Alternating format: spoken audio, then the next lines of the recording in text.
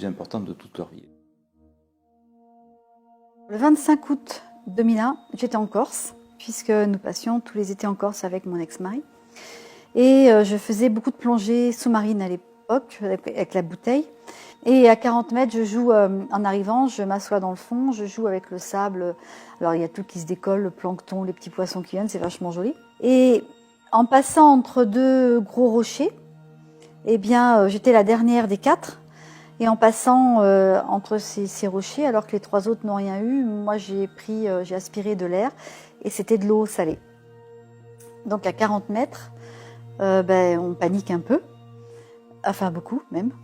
Et donc j'ai pris un caillou, j'ai tapé sur la bouteille pour faire du bruit, puisque c'est comme ça qu'on peut signaler quelque chose. Donc ils se sont retournés, j'ai fait le signe que je manquais d'air. Donc on est venu me donner de l'air avec un autre embout de bouteille. Donc la personne a pris mon embout et moi m'a donné le sien.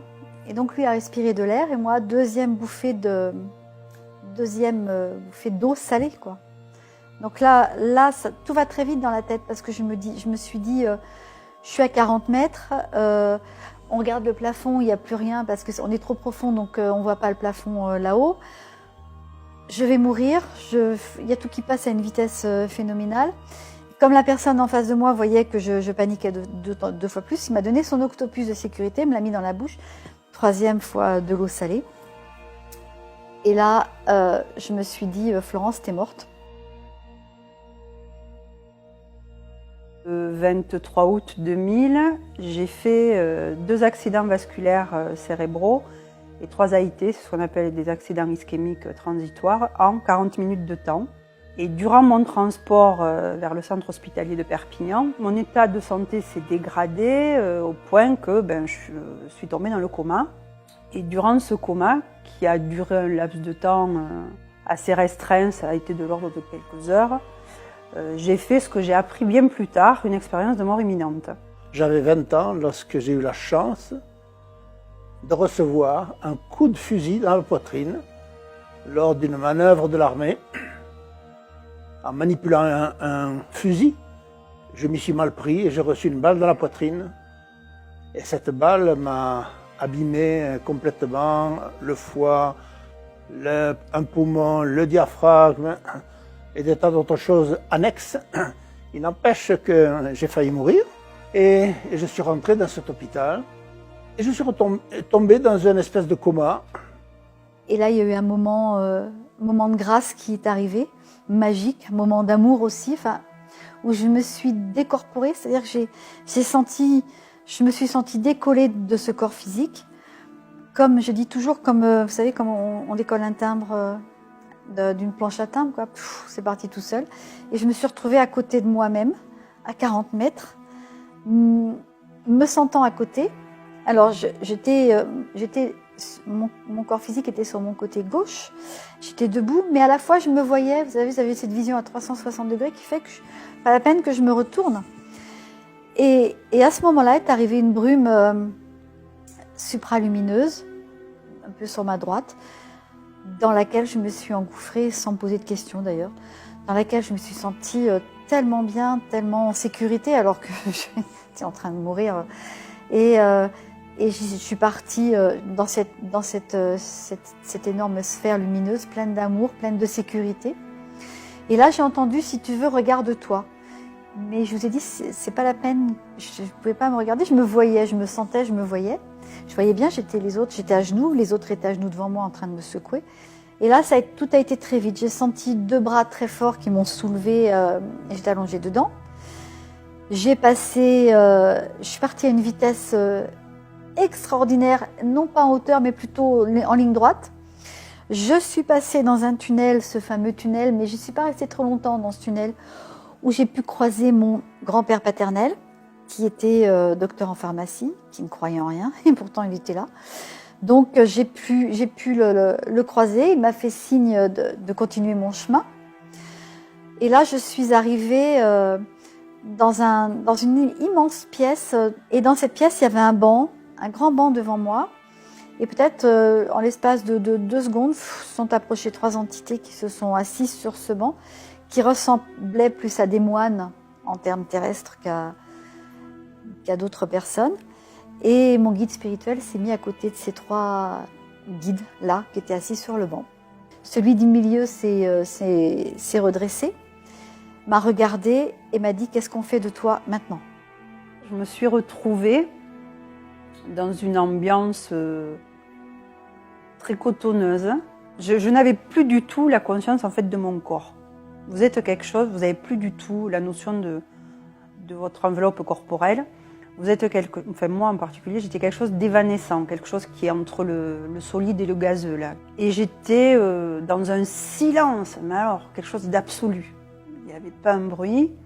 J'ai vu une ligne blanche, très très très blanche, très luminescente. Au bout de cette ligne blanche, il y avait un halo lumineux, mais très doux. Et dans ce halo lumineux, il y avait des silhouettes. Et ces silhouettes, c'était des silhouettes humaines, hein, je voyais assez bien les contours. Je ne savais pas, par contre, je ne distinguais pas si c'était des hommes ou des femmes. C'était des silhouettes. Et moi, j'étais déjà dans un bonheur, dans quelque chose, dans une paix, dans un bien-être extraordinaire, qu'on ne connaît pas ici, hein, que je n'ai jamais connu ici, même dans mes moments de bonheur les plus intenses. Et ces gens-là, ils étaient encore plus heureux que moi. Et ils m'attendaient, c'était une évidence. Ils étaient là pour moi. J'ai décidé de m'approcher de ces gens-là. Et en même temps, j'avais conscience que si je franchissais cette ligne blanche, je ne reviendrais jamais, je ne reviendrais pas. Et ce qui m'a le plus marqué, c'est qu'à ce moment-là, c'est qu'en fait, j'avais aucun regret, aucun remords, aucune tristesse, rien du tout. Et à un moment donné, j'étais assez près, j'ai entendu une voix, par contre là, de femme. Alors entendre, c'est pas le terme vraiment exact, c'est quelque chose qui s'impose à vous, comme un peu de la télépathie. Et cette voix m'a dit, on ne te veut pas.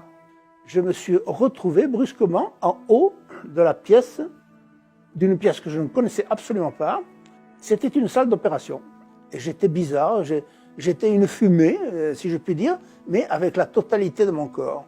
Je suis passé au-dessus de ce corps qu'on était en train d'opérer.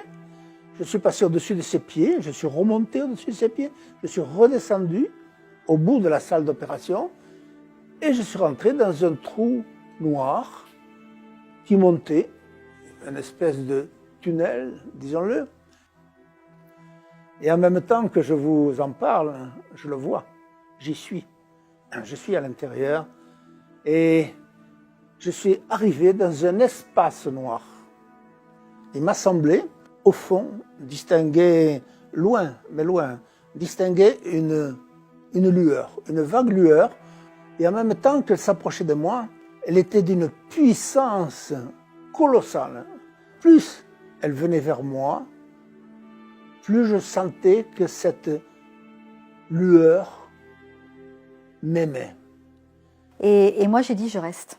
Alors, c'est vrai que j'ai des enfants, j'ai 3 filles, j'avais de la famille, j'ai de la famille, etc. Mais dans ce cas-là, c'est égoïstement parlant, on n'y pense pas, on ne pense pas à ceux qui restent, on va penser au bien-être dans lequel on est et dans lequel on veut rester, quoi. Et puis à ce moment-là, ils m'ont réincorporé dans mon corps terrestre. Mais j'étais encore sous l'eau, bien évidemment, puisque eux étant à 40 mètres, quand on fait de la plongée, on ne remonte pas comme ça, comme une flèche, quoi. Donc ils remontaient par étapes, donc ils ne faisaient pas de palier, mais ils remontaient tout doucement comme ça. Et ils m'ont réincorporé alors que je devais être à 15-16 mètres, peut-être 17, je ne me souviens plus bien. Donc ils m'ont réincorporé par la tête. Et ça m'a fait comme un grand bang, ça a résonné très fort, très très fort, et puis je me suis sentie remise dans mon corps comme dans un gant, doigt de pied par doigt de pied, doigt par doigt, etc. Et j'ai ouvert les yeux, et là j'étais sous l'eau, quoi. Et en face de moi, donc il y avait la tête de la personne qui me remontait, et j'ai dit mais c'est pas possible que je sois encore sous l'eau, quoi. En même temps, je percevais des milliers d'informations au millième de seconde. On est quelque chose de sensitif, mais alors à la puissance 10 000, quoi. J'ai vu réellement ma tombe. Il n'y avait pas de doute, hein. C'était bien mon caveau, tout seul, avec 2 enfants devant, c'est pas les miens, mais ils me sont très très proches, qui pleuraient, qui étaient alors malheureux comme les pierres, qui étaient très tristes, qui étaient désespérés. Et moi, j'étais là, je les voyais et je me disais, mais il ne faut pas qu'ils soient malheureux. Ils devraient être super contents parce que moi, je n'ai jamais été aussi bien de ma vie. Je vais être là, je vais toujours les voir grandir, évoluer, je ne les perdrai jamais de vue, je serai toujours là. Mais je n'ai aucun moyen de leur faire savoir que je vais continuer à les voir, que je serai là. En fait, j'ai pris parce que c'est vraiment une décision, de faire le chemin inverse et de revenir en arrière et de revenir à la vie, enfin à la vie entre guillemets. Parce que la facilité et le confort, honnêtement, c'était de partir, quoi. C'est une expérience très particulière parce que quand je me suis réveillée et que j'ai réalisé un peu ce qui s'était passé, je me suis demandé si je l'avais rêvé ou si ça s'était réellement passé, quoi. J'ai mis pas mal de temps à me dire que c'était pas un rêve, que c'était quelque chose qui était réel. Et disons que cette lumière m'a entouré. Elle s'est approchée de moi, elle m'a entouré, tout en me laissant derrière une porte de sortie, que j'ai traduit ça comme une éventualité pour que je puisse retourner si d'aventure j'en avais envie. Mais j'étais tellement heureux, pourquoi serais-je parti de ce bonheur que j'avais, que je découvrais en même temps que moi. Car terrestre, sur la Terre, on ne peut pas avoir un bonheur aussi grand. Et nous avons eu un dialogue ensemble. Ce n'était pas un dialogue avec des mots, c'était plutôt télépathique, je ne sais trop comment dire. Nous avons parlé. Et près de cette lumière, brusquement, je me suis rendu compte que j'avais la connaissance. Mais la connaissance totale, la connaissance de tout. Des mathématiques, alors que je suis nul en mathématiques, des mathématiques, de l'avenir, de l'histoire, de la botanique, je savais tout. C'est tout ce que j'ai vu, c'est tout ce que j'ai compris. Mais brusquement, cette lumière s'est éloignée de moi. Elle s'est éloignée, et puis brusquement, je me suis rendu compte que ce n'était pas la lumière qui s'éloignait, que c'était moi qui reprenais le chemin du tunnel.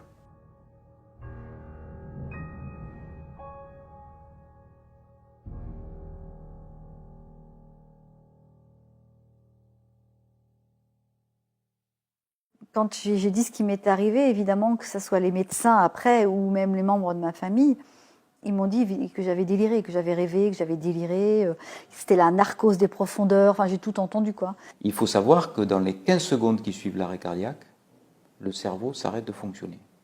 Il n'y a aucune activité électrique décelable au bout de 30 secondes. Au début, c'est 15 secondes.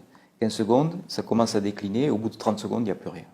Et on sait que dans les conditions optimales de surveillance de l'activité cardiaque, c'est-à-dire dans nos unités de soins intensifs ou de réanimation, il y a une période incompressible d'au moins 2 minutes avant qu'on donne les premiers soins et que le cœur reparte. Donc, on sait très bien que toutes les personnes qui ont présenté un arrêt cardiaque sont bien revenues d'une mort clinique. Ils sont revenus de la mort. Et dans 18%, ils nous racontent ce qu'ils ont vu et vécu. Donc, on ne peut plus dire aujourd'hui, personne n'est revenu de la mort pour nous raconter ce qui se passe. Ben oui, il se trouve que grâce au progrès de la réanimation, il y a des gens qui sont revenus de la mort.